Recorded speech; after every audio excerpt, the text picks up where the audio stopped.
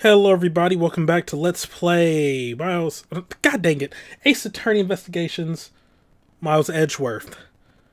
Last time we did some more investigating.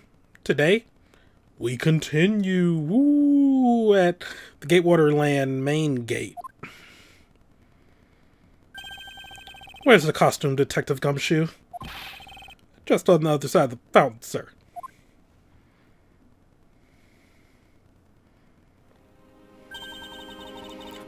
Was it out here in the open all along? No. It's discovered in the tall grass back there. We moved it out here in order to examine it more thoroughly. Then let's get down to it. I won't rest until I've inspected every suspicious looking nook and cranny. Well, I mean... the hell is that? What do we have here? Oh, it's another pendant. That's 2 treasures in one day. How lucky is that? And hey, this pretty baby's made of platinum silver, too. Another pendant on top of the one we found on Mr. Deacon. Is it possible that these two hold it right there? Oh, Lord. Hands off, the prosecutor. You sure know how to cross the line, don't you? Arg. A pendant, huh? This is a very decisive piece of evidence. How can you tell? Look here and read off what you see. Lauren. Hey, it's the name that's engraved on this. Miss Pope's pendant? Oh yeah, Lauren Pope's. Aha! We have you now, Miss Kidnapper. No, you don't understand. I have forgotten the voice I gave her. I also don't know what voice to give you. Well, if your dad, he talked like this, giving him a voice like this, then a younger voice would be, Wally, I can't believe you were one of my kidnappers. Lance. You're kidding. Miss Popes was one of the kidnappers? Yes! It was me. I held Lance hostage. So Miss Popes is one of the kidnappers. But even knowing that, I can't call this case solved or over. Hey guys, case closed. Get the car ready, and I mean the special one for this young lady. Hold it! Again, Mr. Prosecutor. Was it this time? Are you proposing that Miss Popes is also the culprit in the murder case? What happened? I thought Officer Meekins was your suspect. We found it. Found what? That officer's gun. He literally dropped it in the middle of a thick patch of grass. Your country's police are a sham. Just look at how careless they are. I mean, he's not wrong there. What are you calling a sham? The officer's gun didn't show signs of having been fired, so it can't be the murder weapon. So Officer Meekins has been cleared of all charges, I see. And that's when a brand new suspect comes walking onto the scene. The murder only happened because the kidnappers started fighting amongst themselves. I like how I'm sort of giving him like a younger Quaffio voice. If you never watched Perfect Hair Forever, highly recommend it. Really hilarious show, although it was like a really short series. It was just a parody of anime. It was so good. Quaffio was like the evil villain. Just an old guy with like ridiculous hair. And he sort of talked like this. He was gonna get that there hero and beat him. I just loved his accent. Okay. As I recall, it was you who said that, right, Mr. Prosecutor? Miss Popes, did you really kill Mr. Deacon? Yes, I killed him. Okay, something seems wrong here. Is she covering for somebody? I can't believe it. Thanks for the confession. Agent Lang, it's much too early to declare this case closed. Look at you, so sure of yourself. We got the culprit's own confession and some very incriminating evidence. What more could you ask for? Miss Lauren Popes. Yes? I want to hear it from you. Tell me your side of all that has happened today, from the kidnapping to the murder. But why? I'm a kidnapper and the killer. Isn't that enough? Why is she getting ready to cut her hair? It's fine if you're the one behind everything, but only if that is the truth. Now then, will you tell us the truth? Or is there some reason why you can't? She licked the ring pop for her confidence. I had a change of heart. I think I'd enjoy seeing you soak away as the losing mud. Alright, you heard me. Let's hear about all the evil deeds you committed today.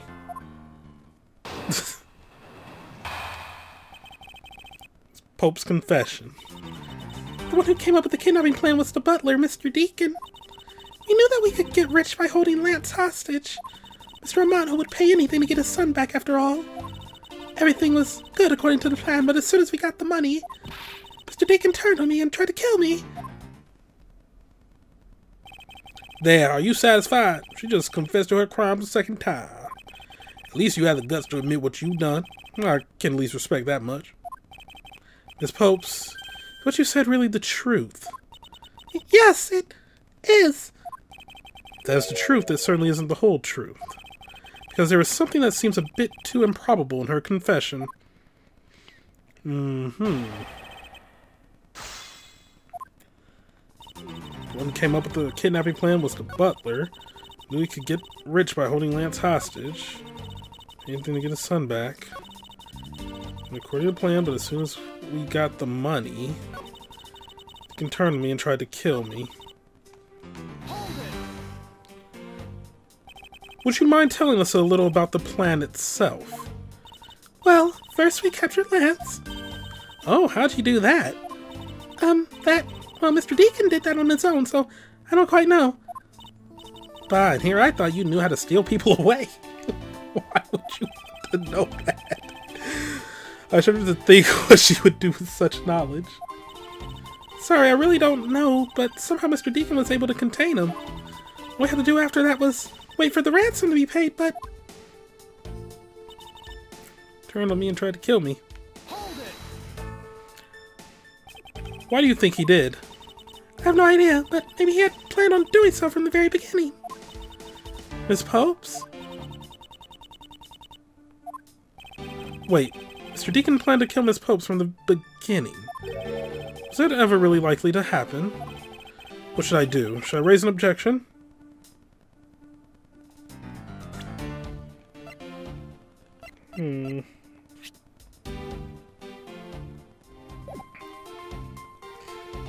Raise an objection.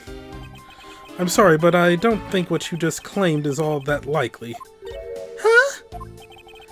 I don't think Mr. Deacon would have ever been capable of killing you. But why? We were total strangers. It's not uncommon for people to kill each other over money. Miss Popes, you really are clueless, aren't you? What do you mean? You never knew what your role in the kidnapping was, nor do you know who you really are. But I do, and I can show you with this piece of evidence. It's because Mr. Deacon wouldn't have been able to bring himself to kill Miss Popes.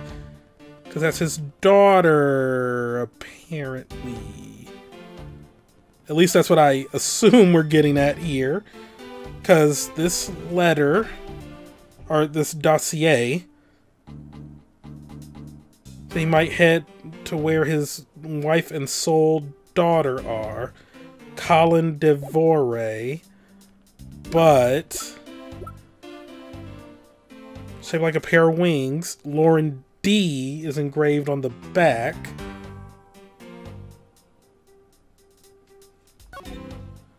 We know her name is Lauren. Pin in the shape of a pair of wings. Rather nice aesthetic to it. See, even you can appreciate its beauty. Things made of platinum silver tend to have a nice feeling about them, you know? It's only talking about its shape, Kay.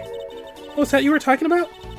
But you know, if we're talking about wing shapes, I think the brooch on my scarf is way cooler. That's not made of platinum silver, is it? It's handmade, okay? I'm sorry that it's not made of the expensive stuff. She made that by herself. It's incredibly well crafted. Yeah. But, like... Lauren D is engraved into this pendant. I see they wrote out her first name, but why just a D? It's the result of poor planning. I guess. At least if I had to shorten my name, I could make it K Faraday.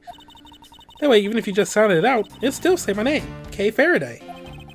So if I had to do the same, I'd rather it be abbreviated as M Edgeworth. Medgeworth. Hold on, I think you should abbreviate it as M-E. Get it? Would have thought that this little pendant could stir up such a strange conversation. But yeah, because we know that his name is not Oliver Deacon, it's Colin Devore. And it could be a Pegasus, because it's not unheard of for, like, you know, two pendants to match together.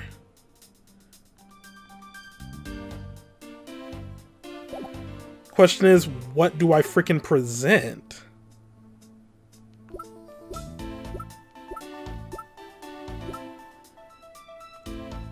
This? Nope. Miss Popes, you don't know, do you? This piece of evidence will tell you exactly who you really are. Looking at it, I still don't feel anything within me at all. But now I really feel like I don't know anything. Hey, Miss Prosecutor, are you sure the one who doesn't know anything isn't you? Okay, well then... No, you're not gonna let me present again? When you get stabbed back, you betray the one you claim to love the most. No, you don't understand. What's there to understand? What's wrong, Kay? Can't believe she was betrayed. I kind of feel sorry for her. I feel a little sorry for her too. However, I also wish she would tell us the whole truth. Because there is something that seems a bit too improbable in her confession. I'll give it another careful listen and see.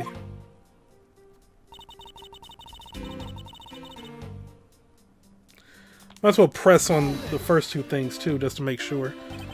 How well did you know the victim? I've spoken with him only a few times at Lance's house. A few times? That's it? Yes. They only met a few times. I don't see how they could have trusted each other. But if you hardly ever talked, then how could he trust you not to steal his plan? That's completely irrelevant. He was planning to betray her from the very beginning. Which is why he chose someone he wasn't especially close to. Isn't that right, Shi-Long? Yes, however, Mr. Deacon made a very poor choice. In the end, he was killed by the one he intended to betray himself. Ha! Bet he didn't see that one coming.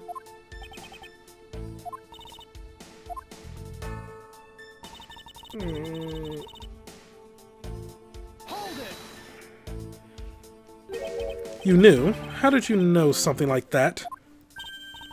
Oh no, what should I do? Okay, what's wrong with her now? Come on, isn't it obvious? You're making your scary face again, that's why. Why don't you try asking her in a nicer, more gentle way? No, stop it, Lauren. You're always like this. You always fall for the stern-looking one. That's why you'll always be unhappy. Or maybe that's it. She's been bewitched by your icy glare. Mind your own business, Kay. Now then, Miss Popes, let's continue with your testimony. Oh, yes, of course. Okay, someone's a masochist.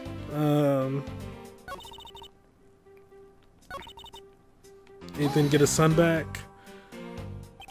Why did you believe that? Anyone who knows Mr. Amano would think the same. I bet Lance is that old man's greatest treasure. Suppose he would be to a doting father like Mr. Amano. I just figured that was it too, and I was always envious of Lance for it. Oh, because your dad's... I got this pendant from my father. I believe that as long as I have this, I'll find my father again someday. Well, I guess I should have been, looking. Or, like, pressing on this, because that kind of gives it away. He welcomed me into his arms, riding on the back of Pegasus. Well, shit, there you have it. I called it. Pendant, you must truly believe it to be the wings of Pegasus. Because... yeah, they flat out tell you it's Miss Pope's pendant that we found in the costume, but it has Lauren D on the back. So I think by them, yeah, because they flat out told me, oh yeah, this is Lauren Pope's. If they would have just said pendant, then yeah, because that flat out tells you to put 2 and 2 together and you kind of solve it like right there. Hold it. Okay. Let's get back to it. Raise an objection. Hold it. Yeah, Pegasus wings. So then the other half would be the horse itself. Take that. Why are you showing this to me? So what about the pendant? This horse pendant along with this piece of evidence shows who you really are. Take that. These two pendants resemble each other, wouldn't you agree? Hey, you're right. They're the same color and they're even made of the same material. I believe that these two pendants are actually one. Ah! Shall we give it a try? Wow, it's totally Pegasus. But why? How does my pendant match up with Mr. Deacon's? You're a smart lady. I'm sure you can imagine why that might be. What? No, that can't be! So the two make a set. It's just another trinket. It's not as though this changes anything. You like imagination, Agent Lang? Very well, I'll show you with this evidence.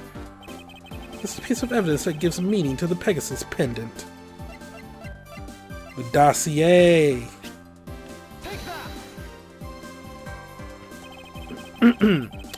Oliver Deacon was just an alias for this man. His real name was Colin Devoray, the name that is etched on the horse pendant. What? An alias? I suppose he had to hide the fact that he was a felon somehow in order to live. And it makes sense given what is written in Mr. Devoray's dossier. But what I really wanted to point out was this. The specific section is what reveals the true meaning behind those pendants.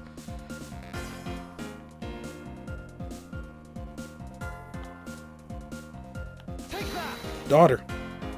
Mr. Devoray had one daughter. Her name is Lauren Popes. It's a lie! That person was not my father! He couldn't come out and tell you he was your father because he was in hiding. However, I believe he was trying to secretly watch over you. Do you still believe that a man like that could kill the daughter he was separated from? Or even that such a man would allow his daughter to get involved in a kidnapping plot? And what is so funny, Agent Lang? You're good at making things up in your head and deciding it's the truth, aren't you? What are you trying to say? You don't think it's much too innocent. After all, I thought of another possibility. Is that so? Well, let's hear it. Another possibility. Ooh. I'll grant you that two of them are father and daughter. But isn't it possible that they both knew that fact? It was no coincidence that the reunited pair became involved in the House of Amano, and the two of them made good use of their meetings to plan this little kidnapping. Wouldn't you say my scenario is perfectly probable as well? So this is his version of how things might have been. You don't have any proof that either one didn't know of their true relationship, right? You mean they knowingly committed the kidnapping as father and daughter? That's right. As one really rotten family. Is that really what happened? I better take a long hard look at the evidence. Something that would prove they didn't know each other. But then, who the frick is like, hey, random person that I barely know? You wanna... Sorry. Yawn. It was like, hey, random person I don't know, like, you want to do a kidnapping?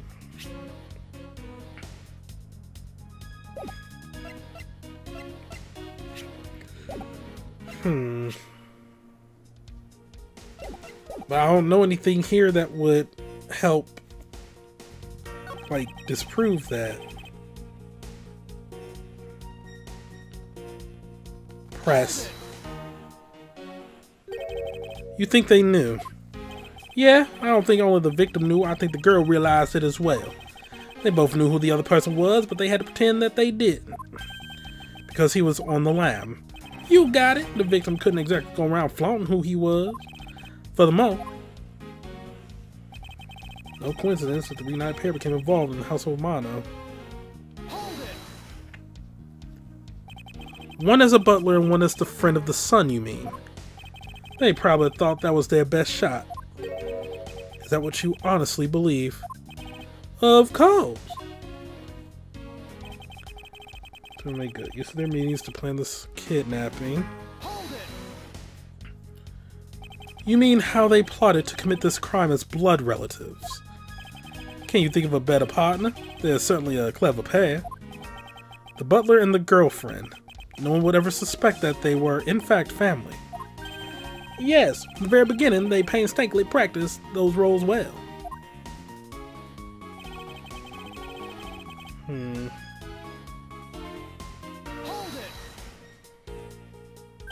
I believe you're being a bit too overconfident for someone with no evidence. Am I? Because I don't see you presenting any evidence to the contrary. Without evidence to counter him, we're stuck in a draw. Shi-Long isn't wrong. His scenario is certainly a probable one. You better hurry up and do something or Lauren's going to wind up looking really bad. I know, but first things first, is Agent Lang's line of logic factually correct? Did the two of them really knowingly commit the crime as father and daughter? I got nothing here. Precisely, and what father would ever willingly kill his own daughter? I've seen a lot of things in my travel, and I can tell you that being related by blood is sometimes proof of nothing. I will grant him that. He's not wrong.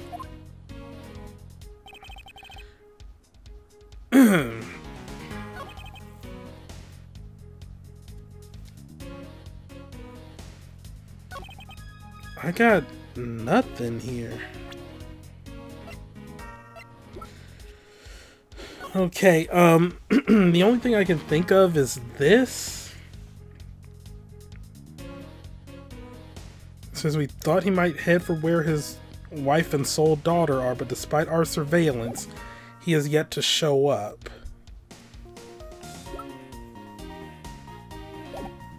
So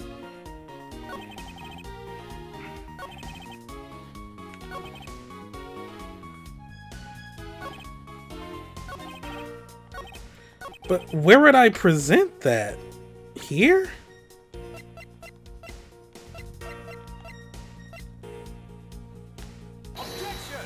No, this music's going on.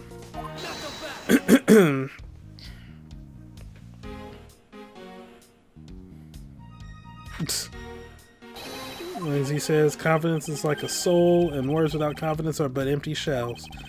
Shouldn't waste your breath on words you got no confidence in, Mr. Prosecutor. It's just as bad as to say someone in full confidence and be wrong. Oh my god. You want to lecture about your self-confidence like that? I don't need to be overflowing with self-confidence, I just need to think rationally. Probably need to be confident in the facts.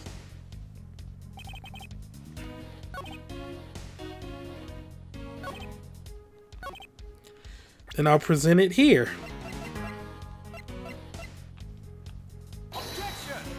No!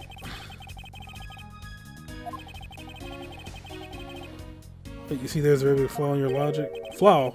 Sure it's not your eyes that are flawed? Talk to me again when you can see oh, I thought they were gonna give that to me because it wasn't letting me fast forward. What am I missing? Okay, I ain't even gonna lie. I had to look this up.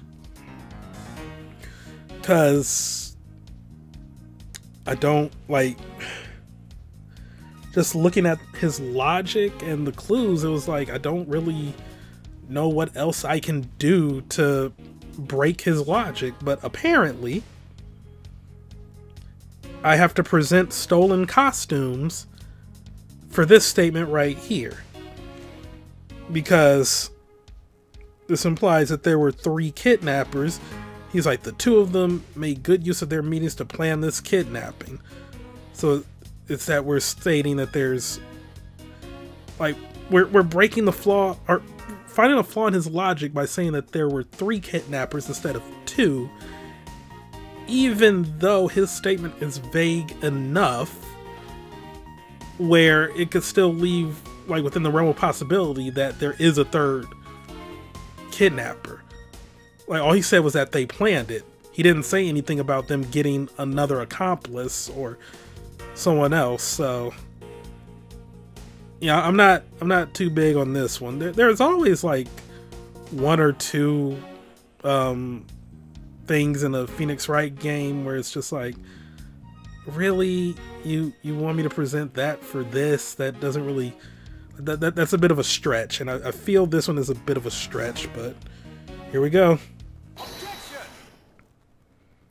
I really, like, even after reading the guy's like reasoning for this, it's still just, I don't know, man. The kidnapping wasn't planned by just 2 people alone. What kind of proof do you have of that? Quite simply, there were 3 kidnappers. 3! Full costumes were stolen from the Wild Wild West area's back room. Found one of them in the kidnapper's hideout. But as for the other 3, we can only assume they were being worn by 3 different people. We also found a set of 3 cups and 3 folding chairs that were used in the hideout. It all clearly points to a 3-man group. I believe this 3rd person is the real mastermind behind the kidnapping. Who was this mastermind? Present to you the brains behind the kidnapping. What?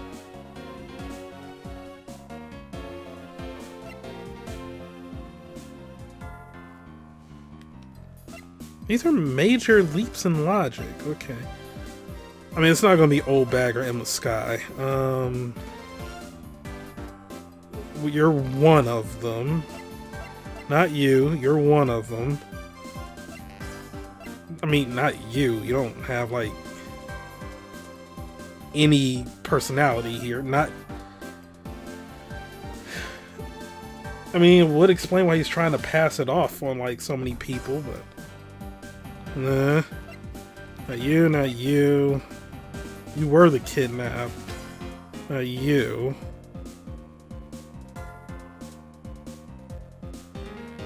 Wait, but he managed to get out unscathed.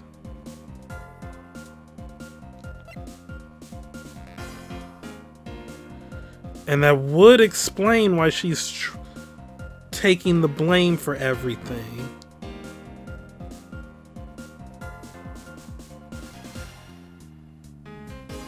Was Lance just trying to get money from his dad?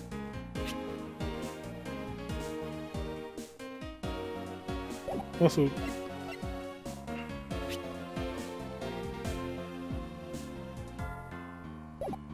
Okay. Take that. Oh my god. Lance Amano! Yes, this abduction was, in fact, schemed up by Lance himself. Recall what he said when he appeared before us. See the faces of your kidnappers? No, I didn't see their faces, but 2. One was a woman. However, there were 3 kidnappers, which is in direct contradiction to what he said. But... I know I only saw 2 people. This guy was being held hostage. It's possible he couldn't see all 3 of them.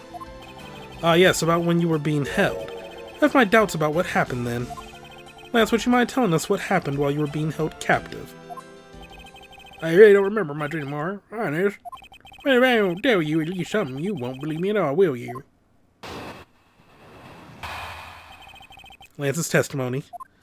I was kidnapped yesterday morning, and they had me shut in that room, blindfolded the entire time. But the kidnapper suddenly disappeared around the time I heard rain falling outside. My hands were cuffed, but it was a stroke of luck that they left me alone. Made my escape and ran away from that room as fast as I could. Through the underground passageway, I presume. Are you okay? Sorry, I really didn't want to recall that horrible ordeal, but now you believe me, right? No, not quite yet. How can you not? Why are you looking at me with icy daggers in your eyes? Because he's a prosecutor. Because they're all like that. I'll have you know, Agent Lang, a prosecutor's eyes are for discerning the truth. And should they be interpreted to be cruel at times, then so be it. There's a sticking point in Lance's testimony. Let's see what he offers up when I push a little.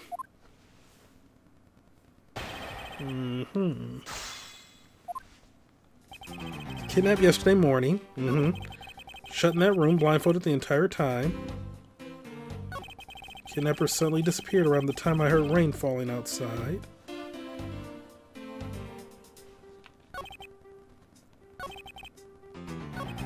Hands were cuffed, but it was a stroke of luck that they left me alone. Made my escape and ran away from that room as fast as I could. How did you get your hands uncuffed? Then those cuffs on your wrists. I suppose you are still cuffed in that case. I am well aware of how I am chained to reality. I couldn't find the key, so I'm afraid that I'm stuck like this. Oh. Even though I escaped from the jail cell, I will forever be a prisoner. I didn't even notice the handcuffs on him.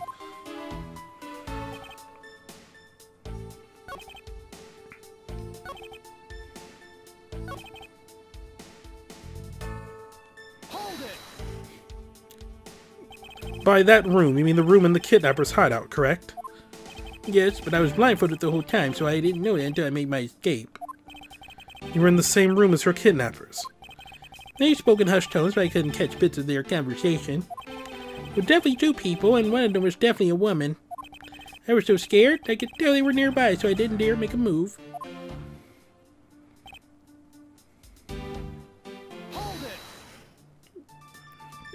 The kidnappers disappeared. The room fell into a sudden silence. I had been left behind like an unwanted mutt. And what do you mean by unwanted mutt? What a pointless question. It's not like he's going to tell you anything new, you know. It's a poetic simile. You should learn how to use them too. You may look refined on the outside, but it's no good if you're not refined on the inside as well.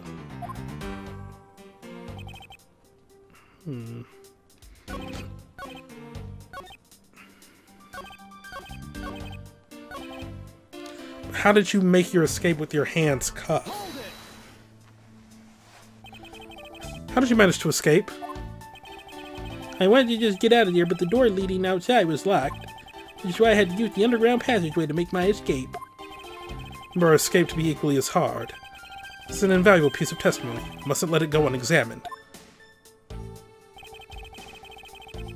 Alright, so I had to use the underground passageway. But there's a ladder there, and you were doing it handcuffed. No.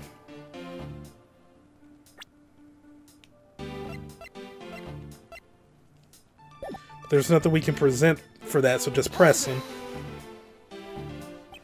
Underground passageway, you mean the one the staff uses to travel unnoticed? I suppose that's what it's for, but I didn't run into any staff members on my way out. And once I was up top, I was busy trying to find a member of the police. And that is when you found us congregated at the stadium, I suppose. Let me ask you then, how did you get a hold of the key to the underground door? That was easy. It was hanging right there in the room on the wall. I do recall a key hanging on the wall right beside the table. Boy, does that bring back memories of our situation and how we made our escape. Indeed, and although the door to the floor of our room led to an underground room, the door on the floor of the room next door had a secret passageway. Secret passageway under a theme park? Oh, that just sounds like so much fun. I wonder, there's something off about the way Lance made his escape. Yes!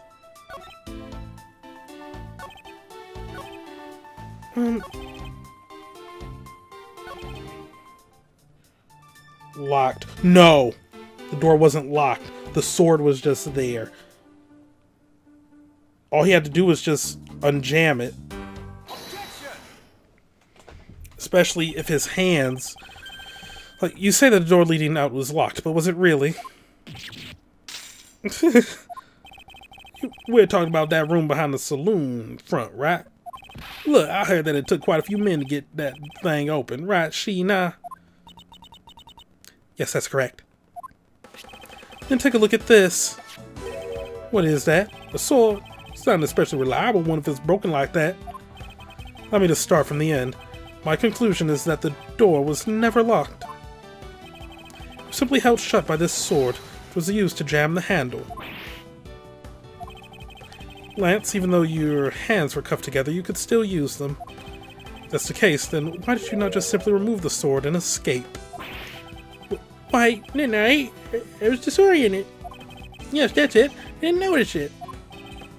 As if I should accept such a bold-faced lie. You locked yourself in that room because you had to make yourself look like the victim. But you did not, in fact, possess the key to the door.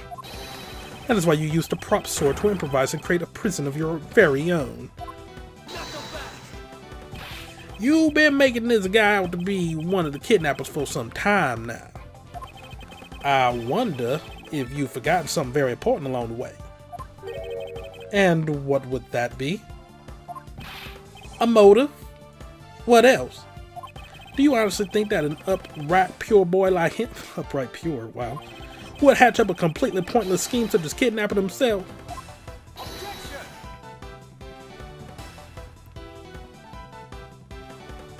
This proves that Lance did indeed have a motive to commit this crime.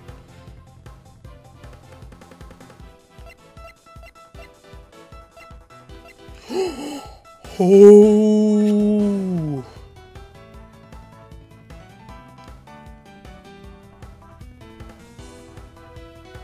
Because he owed money. To put it simply, Lance has a very urgent need for money. This is hardly your typical love letter. It is, in fact, a collections bill. It appears our upstanding boy has accumulated quite a debt. Isn't that right, Lance?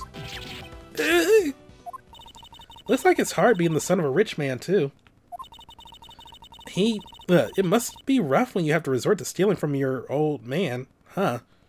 From your own old man, huh? Alright, I give up.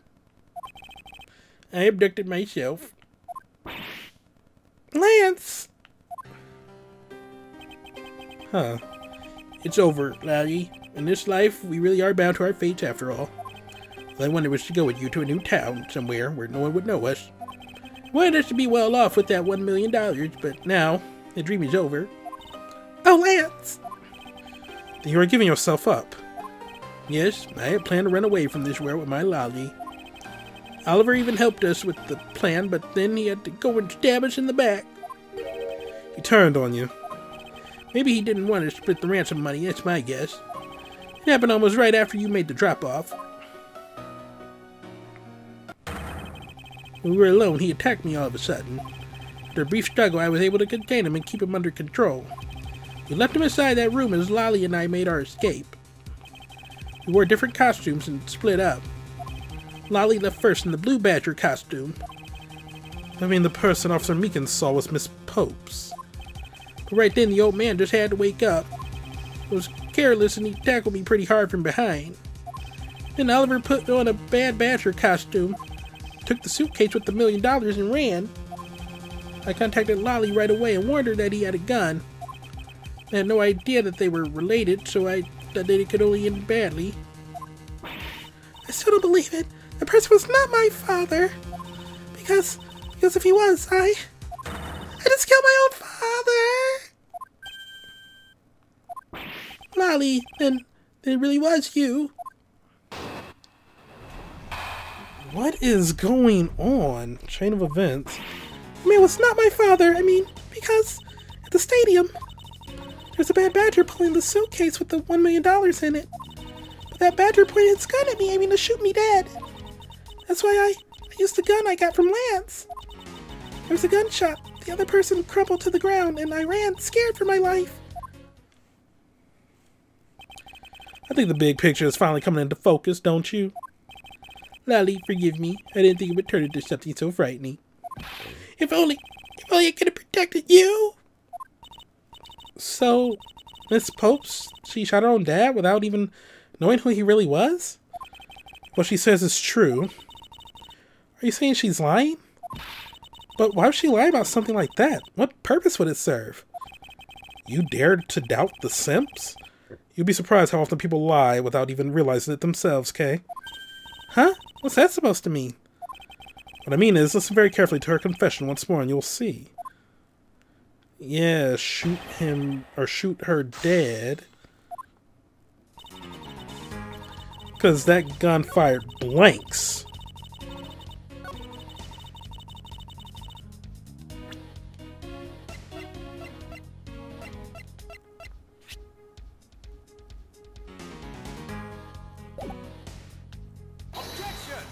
Oh, fuck.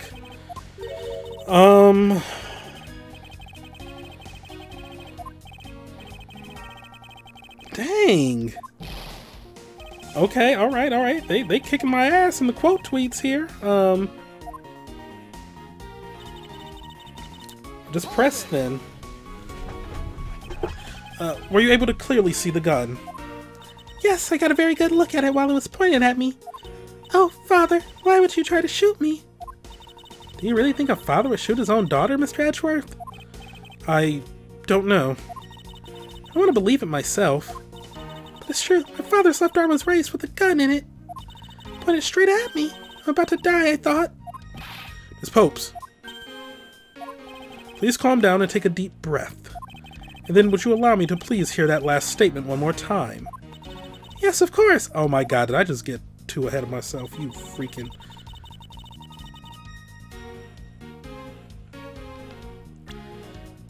It shot blanks. You pieces of fucking dog crap. Okay, fine. I'll just stop getting ahead of myself then.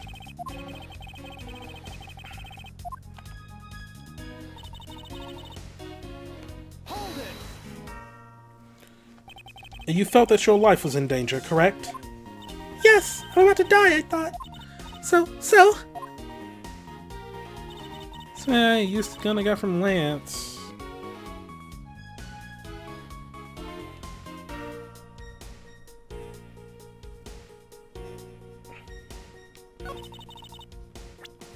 In his left hand.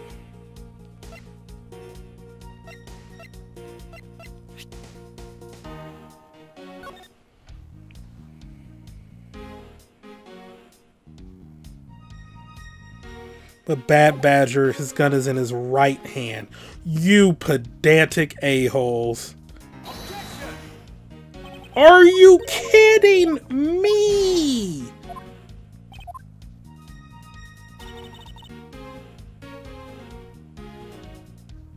Am I losing my mind? God, this is tough. Like... The fact that they updated to this means this is going to be what I present something on. But, like, that doesn't matter for anything.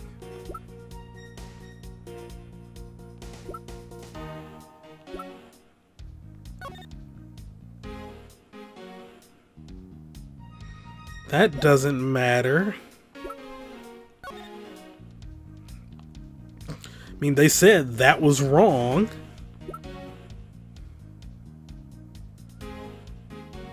Oh, this was updated to say who had what costume. Thank you. So now I don't have to keep up with that in my own mind.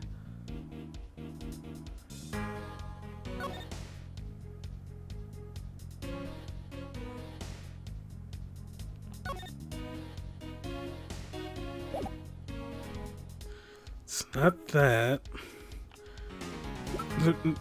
No way it's gonna be that. Like, no.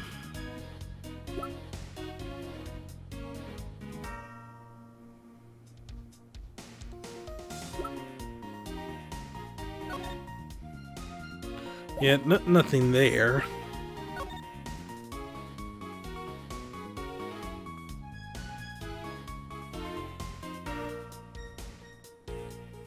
Nothing there. Wait.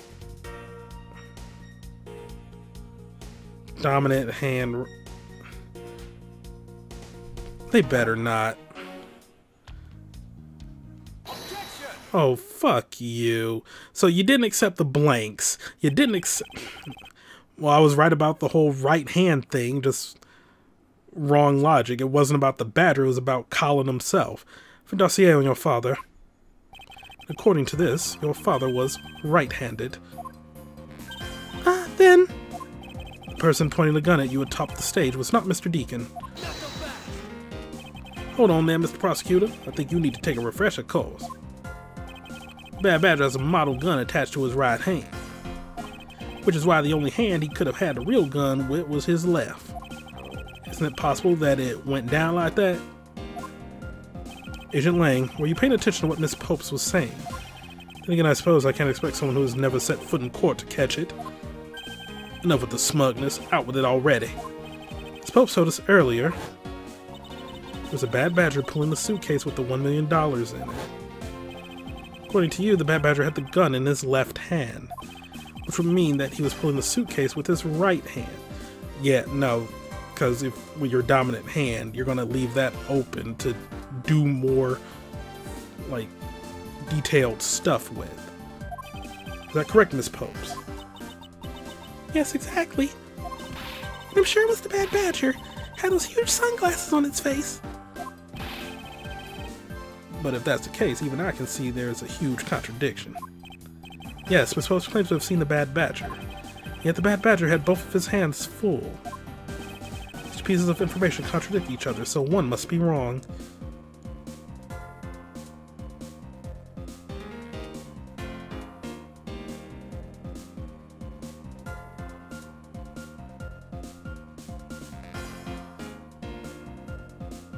It wasn't the full costume. The heads were switched. It wasn't the Bad Badger. Miss Popes, what you saw was not the Bad Badger.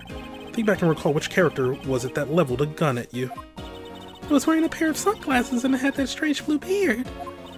That sums up the Bad Badger pretty well, I'd say. Too bad for you, but it looks like the Bad Badger wasn't the mistake here. Oh my god, is this another case of me having the right, like, line of logic, but... Things have seen Bad Badger, and yet the Bad Badger both his hands full with something or another.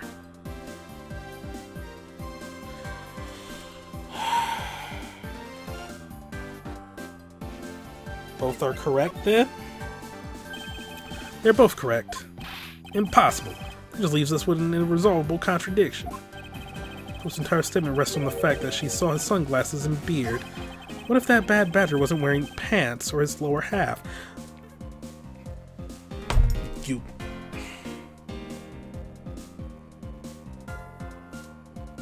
Yeah, I'm beginning to get a little annoyed at this one now. That's what I said! But the heads are interchangeable. This proves that there was a way for the Bad Badger to freely use both of his hands. What?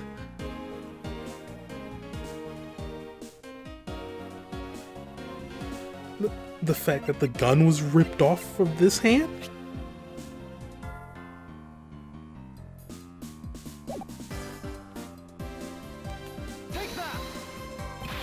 Get your head on straight, Miss Prosecutor. That doesn't show me. Oh my god.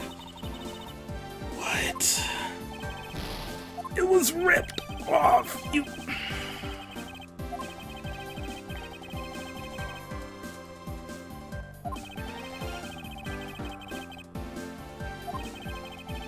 You just spelled it out!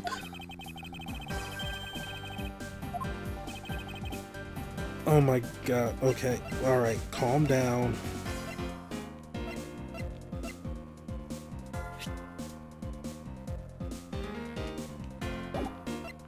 And just look at the evidence. The head was left in the isolation room. But no, because then they'll...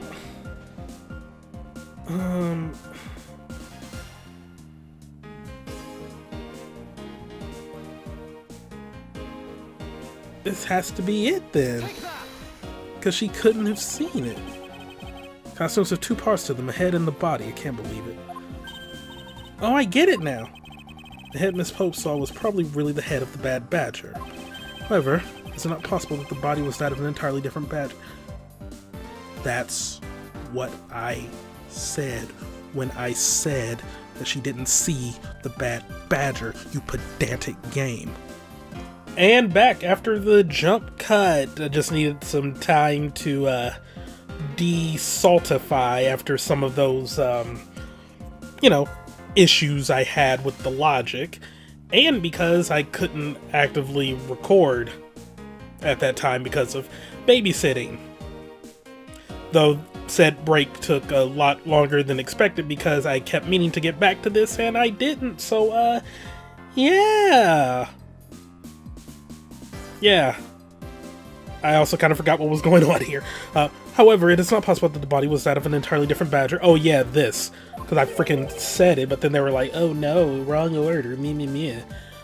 Different badger. Wait, what was the voice I gave him? A different badger. There we go, okay. Yes, but to put it more bluntly, I believe it was the lower half of this badger. The body of the bad badger Miss Pope saw really belonged to this badger.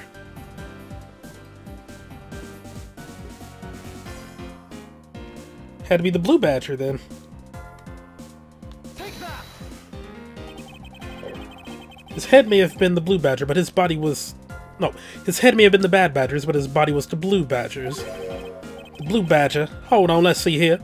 Who was it that had one of these on? I did. And so did Officer Meekins, pal. Nice try, but your logic is a tad illogical. Also, Meekins has been placed under arrest after all. But he was wearing the Proto-Badger outfit. Right? Oh, fuck off.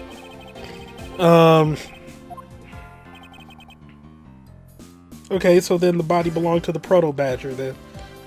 But she said she saw a belt, right? Take that. What the heck is it? It's the Proto-Badger. Yes, and it's a simple matter of process of elimination. Miss Popes is wearing the blue badger's costume, so we can eliminate that one. And the pink badger is of the wrong color, which would have been incredibly obvious. All that is left is the Proto-Badger costume. Miss Popes, who was the one who wore the Proto-Badger costume? That would be Lance. Are you saying what I think you are? That Lance Mono Don the Bad Badger's head pretended to be Mr. Deacon. On top of which he planned to shoot Miss Popes while wearing that hideous thing. The stage that was set up in the stadium was nothing more than that. A setup. And its purpose was to lead Miss Popes into believing she had committed murder. Standing there in front of Miss Popes and pretending to be the victim. It was all done so that she would pull the trigger. I have no idea what you're talking about. Why exactly would I have had to do all that, huh? There is but one reason, Lance Amano. You are the real culprit behind the murder of Mr. Oliver Deacon. What? No! That's slander. Take it back. You take it back right now. Just out of curiosity, Lance, which is your dominant hand? I'm left-handed. What does that have to do with anything? It depends. According to Miss Popes, her attacker held a gun in his left hand. Ha! Who is what-handed doesn't prove a thing. And besides, now you just being absurd. It's not like the Proto-Badger is bulletproof. One misfire, he would have found himself dead, right? Of course, logically, if he had been shot, he probably wouldn't be here with us. But I believe he had thought of that as well, and prepared accordingly. And this should be all the evidence you need. This is how Lance made sure that he wouldn't be hit by a bullet.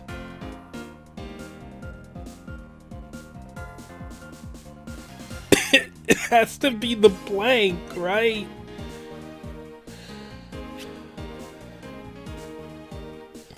Yeah! Because he ripped it. to bring it with them in the costume. Found one half of a Bad Badger costume in the hideout. A broken one. It was not the same one that the victim was wearing, plus it was missing something. Oh, that's why I was thinking about the belt, because of the costume there. Okay, fair enough. Fair enough. I'll retract my salt from that.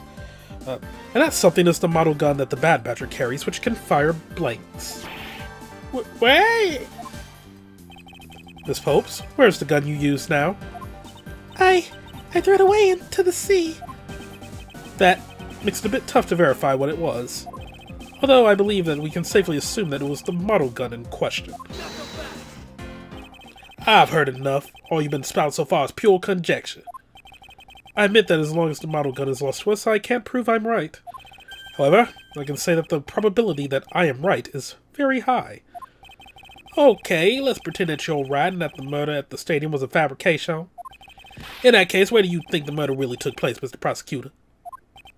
I don't know yet. Ha! I knew you were full of it. However, I do believe that the murder took place during an earlier time frame. Please, wait a second. It's simply not possible.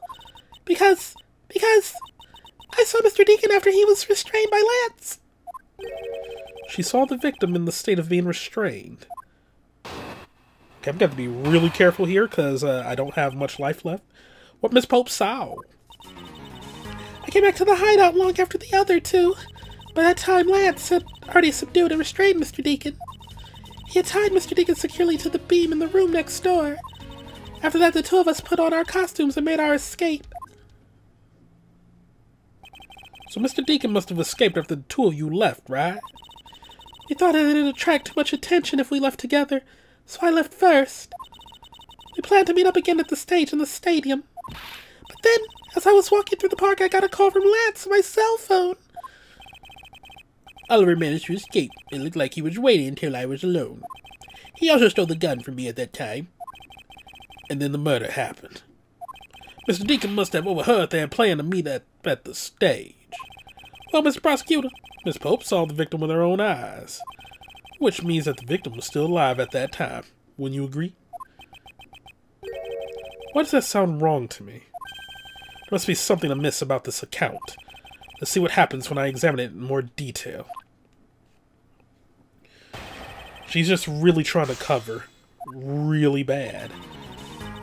Long after the other two. Why is that? I'm sorry for the coughing. When exactly did you arrive back at the hideout? It was after we had picked up the ransom money. And where were you up until the time you returned?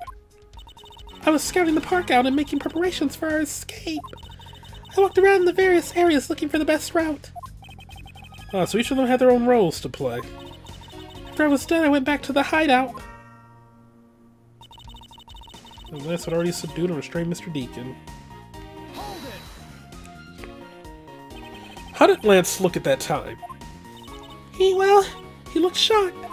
He also looked a little down. When I saw that sadness in his eyes, Thank you, that's enough for now. And what of Mr. Deacon? What was his situation like? He had tied Mr. Deacon securely to the beam in the room next door. Hold it! The room where Edgeworth was. You're sure that it was Mr. Deacon that you saw? Yes, I am certain of what I saw.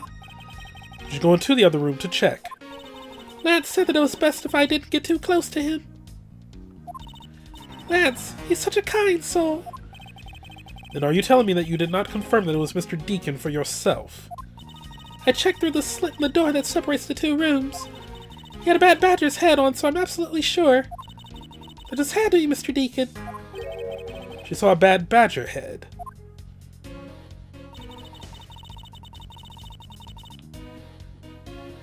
Let's press.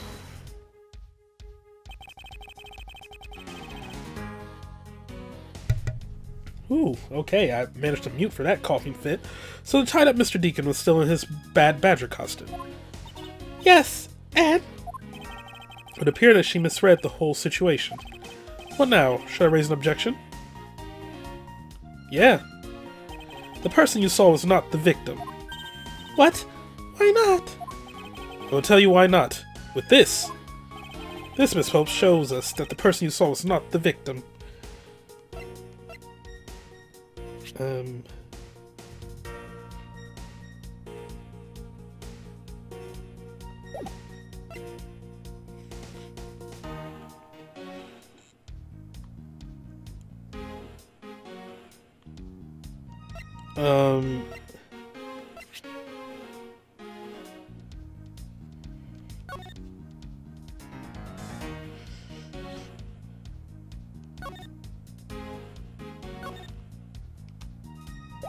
Hold up.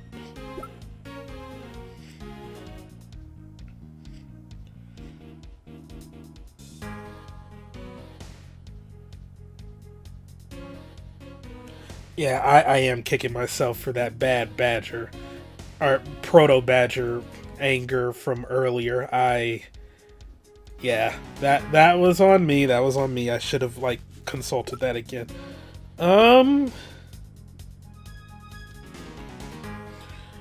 I mean, this is the only thing I can think of. Because of the fact that we found it in that room. Like, we were the ones in there, so... What, did he... Was that the reason they kidnapped Edgeworth? To have him pose as the body to fool Lauren? Because we wouldn't have had this if we... But then, like, the investigation aspect of this, we could have found it. I mean, I got nothing else that, like, relates to that outside of, like, this, but I don't see how that would come into play. Alright, music stop, thank you. Miss Popes, the person you saw was not Mr. Deacon at all. Huh? The person you actually saw was this person. Alright, well, no, because he told her what was going on in that room. She wasn't in that room, so, yeah, it was Miles. So, my conjecture was correct. It was me. Huh? The person I saw was you, Mr. Edgeworth? I always thought it was a bit odd. Why would the kidnappers abduct me, even after I had handed over the ransom? It's not as though I saw the face of the kidnappers. If I were them, I would have just taken the $1 million and ran. But in the end, there was a point to it all. It was to make me look like Mr. Deacon. And if that was the reason for which I was abducted, then I believe we can assume that the victim was already dead at that time. Well, Lance, am I right? Yes. You showed Miss Popes a person, namely me, with a bad badger's head on, and then made your costume to escape together. Or so you pretended. Huh? What do you mean he pretended? Exactly that. I believe Lance watched you escape, and then doubled back to the hideout. Probably to come and remove the bad badger head from my unconscious self. And to create his fake prison with the prop sword, he then escaped via the passageway. Hold your tongue, boy. Don't get caught up in that tidal wave of words coming out of Mr. Prosecutor's mouth. Tidal wave. We've heard a lot come out of you, but I've yet to see a shred of evidence. The victim's betrayal and his subsequent detainment. All that could have happened while you were out cold. That's right. You were out for quite a while, Mr. Prosecutor. Even if that were the case, Miss Popes would have still seen me tied to that beam. I was scared of Mr. Deacon, so I didn't go into the next room. So I really have no idea if you were in there or not, Mr. Edgeworth. You see? It would seem that you can't prove a thing.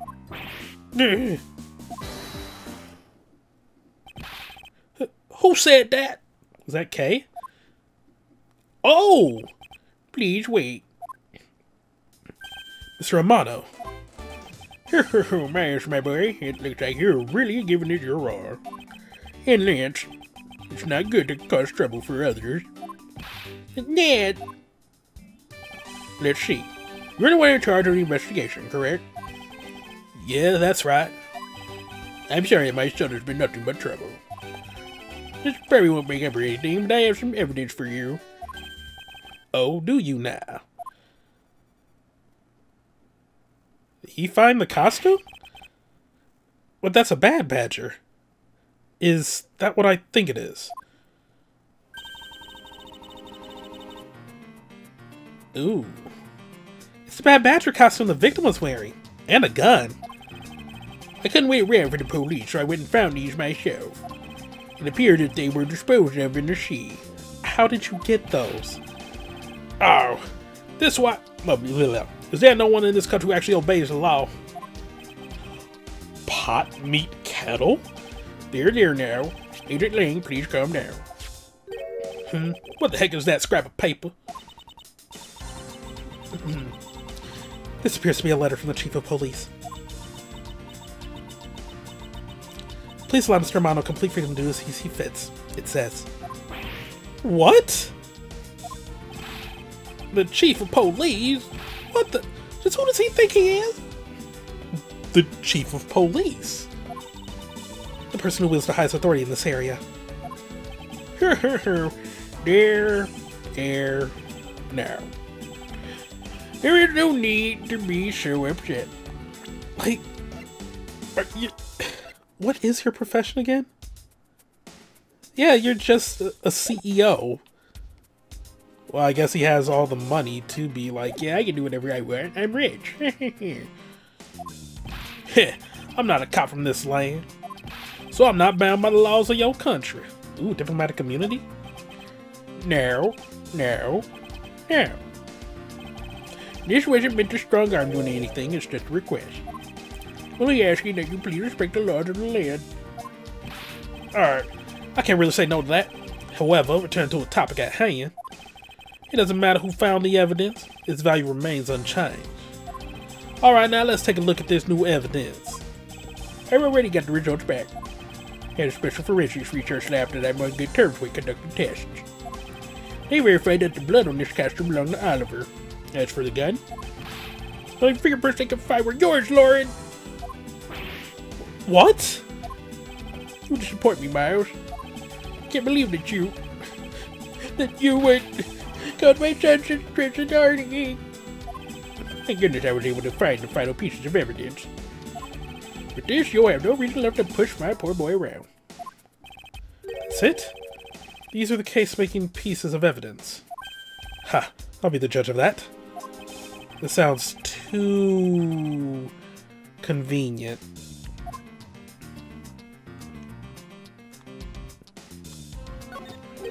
This bullet hole looks kind of burnt around the edges. Wait, those burn marks were left by the gunpowder. This is the most important fact. Why is that? Because it is proof that the victim was shot at point-blank range.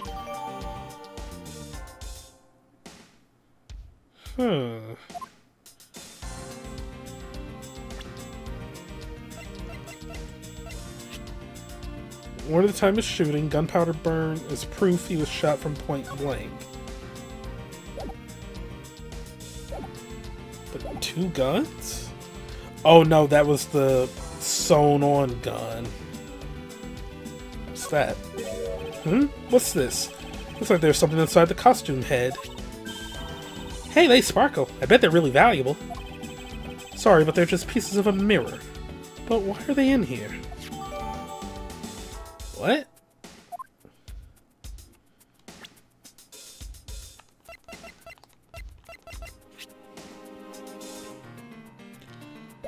Mirror? Could this gun be the actual murder weapon?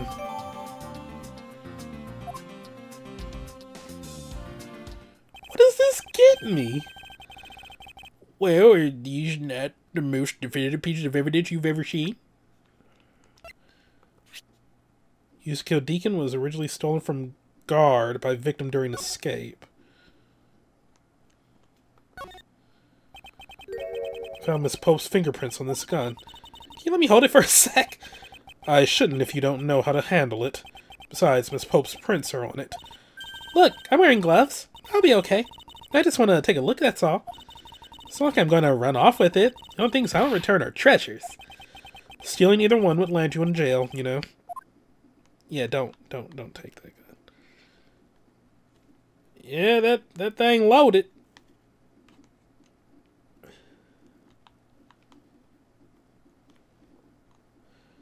Nothing else seems out of the ordinary here.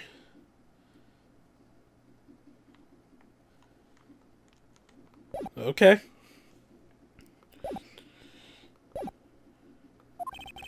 Thank you, Dad. This should be enough to convince Mr. Edgeworth over there.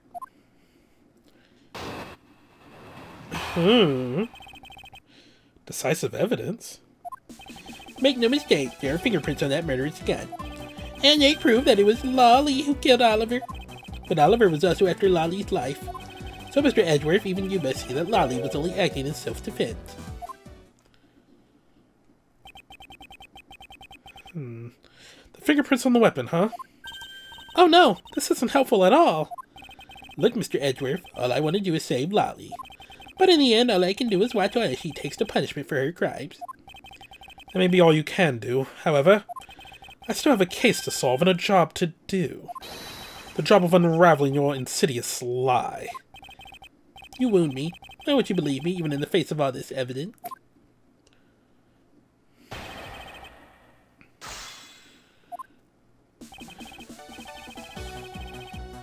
Oh, the music getting real. Those fingerprints, are you sure they belong to Miss Popes? There's no mistake about it. All my connections, I had the best forensics techniques money can buy performed. I find it to be a bit peculiar. What? Are you trying to pick an argument with me? What should I do? Should I raise an objection? Oh, is it going to be an all or nothing on one of these? Perhaps I should wait and see how this pans out first.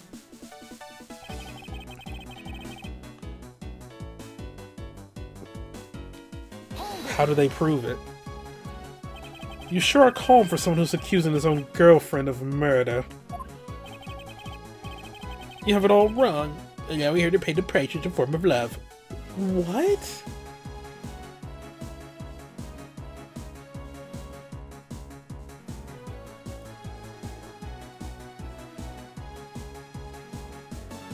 Okay. She says that she also wants to pay back her debt to society, but... Oh, it's not going to be an all or nothing where I have to pick, like, which one to... So, Edgeworth would be in the seal, I was going to make in the self-defense. So then is this a statement that I have to press on then? Wait, yeah. Because the thing is, like, oh, the badger was holding the gun with the left hand and shot. But they were saying the gun had fingerprints on it. But then what would I present for that?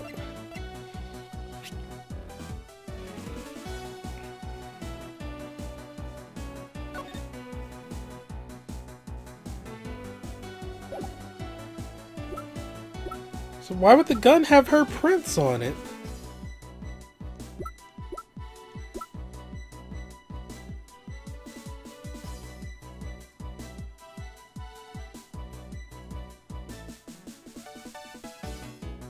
What would I present? Because the logic here dictates that her prints couldn't be on the gun if she was in costume the whole time.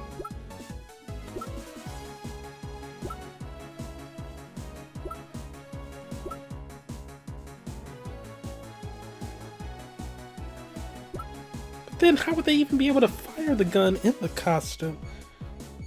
This,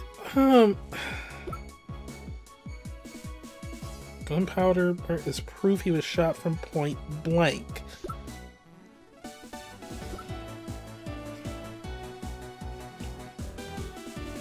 Okay, I'm gonna press on this again.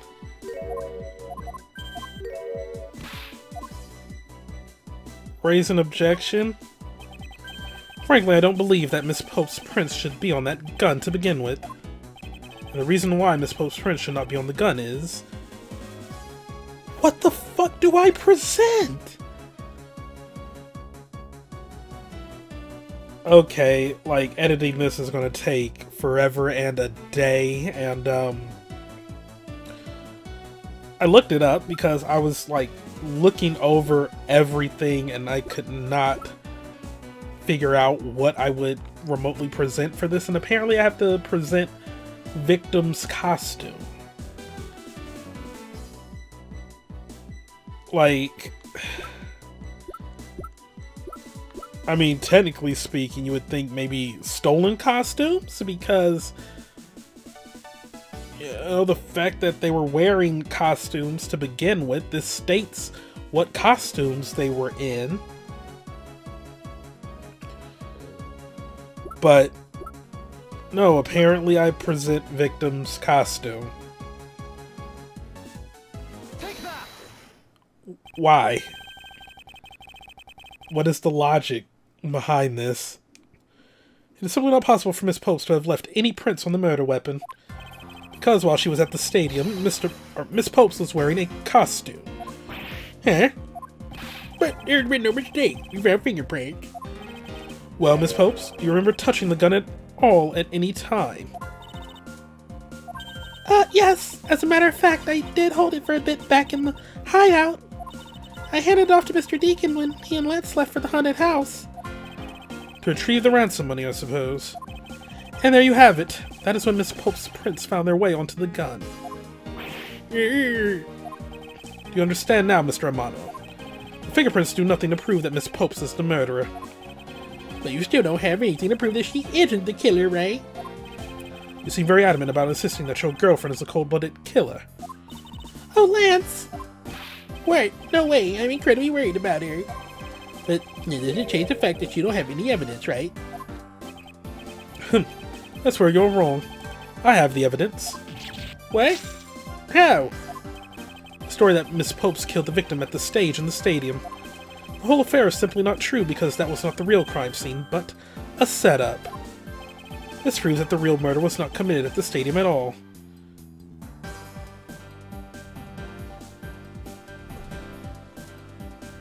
Surely...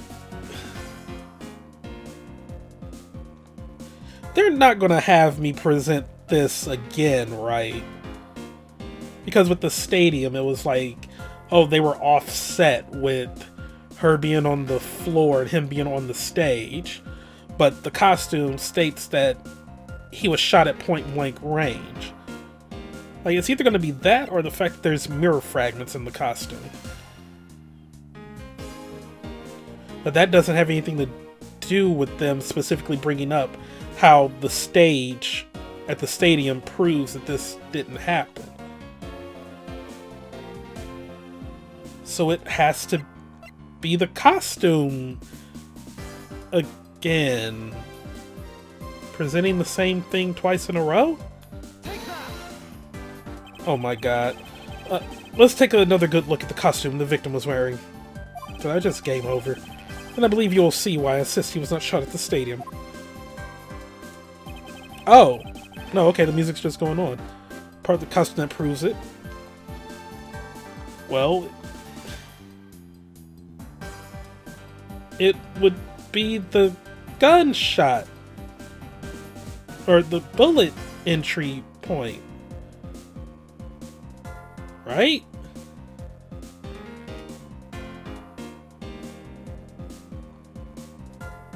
Like... Okay, because I was about to go to the glass again, but that wouldn't have made sense. Once again, pertaining to the stage aspect. But there wasn't a mirror on the stage. I don't know. The burn around this bullet hole was made when the victim was shot at point-blank range. Ah, so you mean the murder Miss Olbach saw at the stadium really was? Yes, she saw two people, but they were separated by a distance. If the victim was indeed shot from below the stage, there shouldn't be a gunpowder burn. Heh. Look at you, Mr. Smarty-Pants Prosecutor. Since you seem to know all the answers, why not tell us where the real crime scene is then? What? That set me up to look like Mr. Deacon back at the hideout. If that's the case, and the murder must have happened prior to that. The location where Lance and the victim were at, just before I was imprisoned, was... Oh, Wait. Did they just saw a fucking broken mirror? Real location in which Mr. Deacon was killed is here. We can rule these out.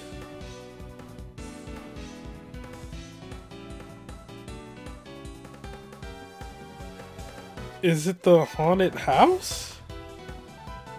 Take that. I think it's not reasonable to assume the murder took place in the haunted house. Oh my god, a broken mirror. So the bullet hit the mirror? The haunted house? Yes, and I have proof that it is highly likely that the victim was killed there. That proves that the real scene of the crime was the haunted house. Was it established that a broken mirror was found there?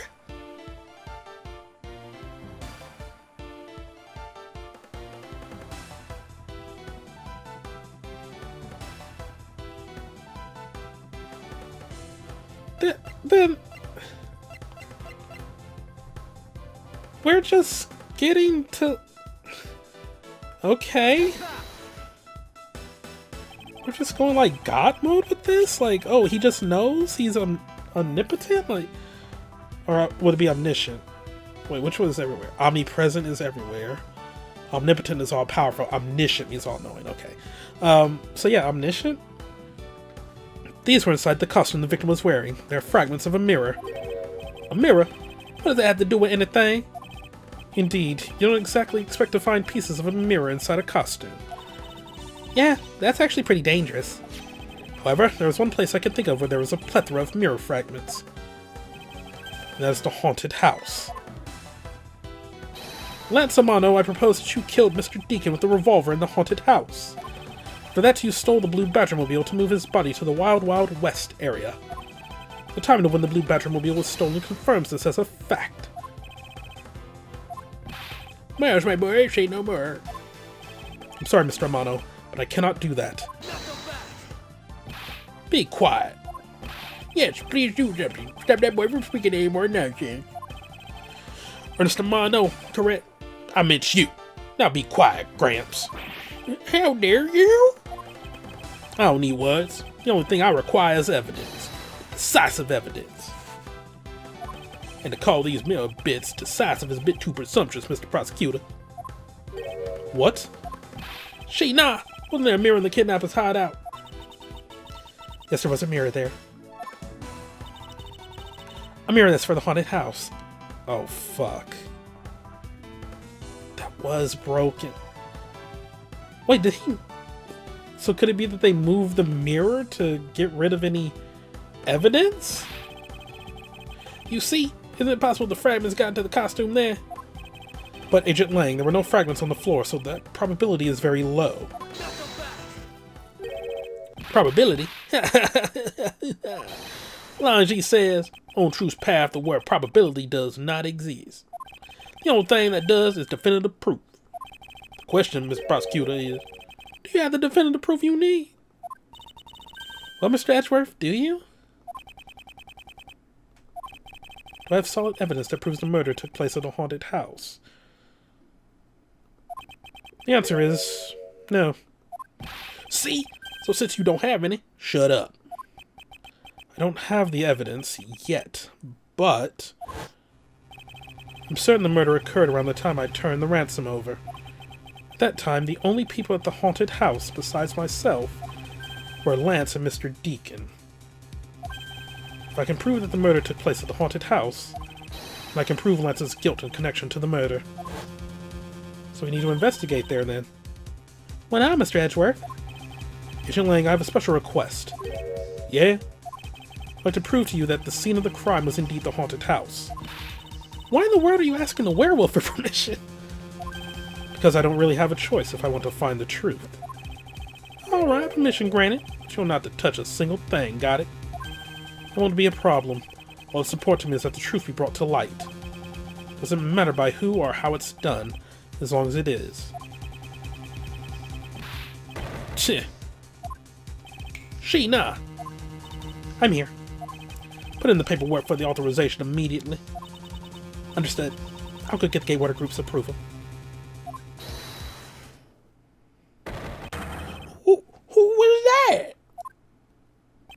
No, no. Let's hold on for a second. There's no need to obtain approval. Mr. Amano? Edith Lang, if you would please take a look at this. What is this? Sheena! What, you can't read, boy? It's the deed to the haunted house. The deed? Read it out loud. Gay Wonderland Inc. hereby bequeaths the property known as the haunted house to Mr. Romano for the lump sum of $1 million paid in full in cash. What? You can see I'm now legal owner of the haunted house. Are you kidding? When did you?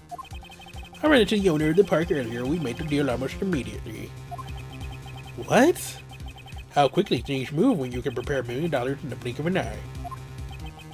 That $1 million you paid. Don't tell me it was... Oh, that's right. This disgusting suitcase belongs to you, doesn't it? I don't have any more use for it, so you may have it back now. You used the ransom money? My Lance is a good boy. He would apologize for the kidnapping a bit earlier. So I do believe that I will forgive him after all. He did return the ransom money. That's the way things are. So if you would please discuss things with me from now on. Discuss? What is there to discuss? Why, permission to enter the haunted house, of course. Oh, you bitch. While we were busy listening to Lance's story, Mr. Amano was out there preempting us. So he knows. Permission to search the haunted house is denied. End of discussion. Edith Lang, I want you to arrest that girl. And Miles, you should hurry on home now, my boy, before I really lose my temper. Mr. Manos definitely has the deck stacked in his favor here. What should I do? If I leave it like this, the truth will be lost forever.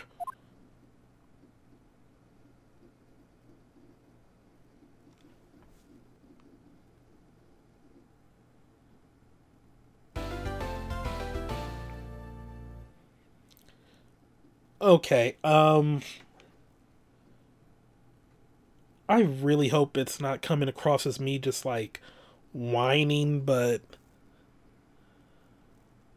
this chapter, it started off strong, but now it's getting kind of, Like, some of the logic there, I don't know, it still just doesn't sit right with me. I mean, there tends to be, like, a chapter like this in every Ace Attorney game, but I don't know, like, some of the jumps in logic here just didn't really click with me. And then Amano, I mean, Ernest at least, pretending, like, going from doting, worried father to now, like, mastermind who knows his son was behind it. So, what, did Lance come clean to him? Or in the time that Lance was found, what, he figured out everything that happened and then was like, I'm going to protect my boy by any means? But Lance supposedly came directly to us and was with Lang after he escaped from the thing. So how would Ernest have known? And then preempted us with buying the deed to the haunted house.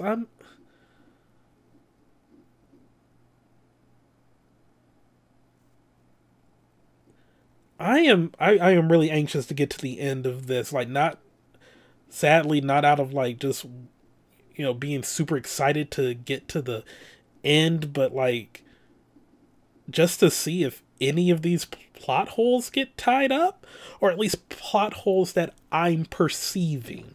Like I said, if I'm whining or if I'm not seeing, like, the basic logic here, then I do apologize and I'll retract everything, but I'm not seeing it. Like, this just seems, I don't know. I'm not feeling this chapter anymore, but we'll see what happens. Wait, so if I can't investigate, so then was it just going to be more questioning? I don't know. Thank Thank you all for watching. Have a great day. See you next time for some more Let's Play Ace Attorney Investigation Smiles Edgeworth. Goodbye.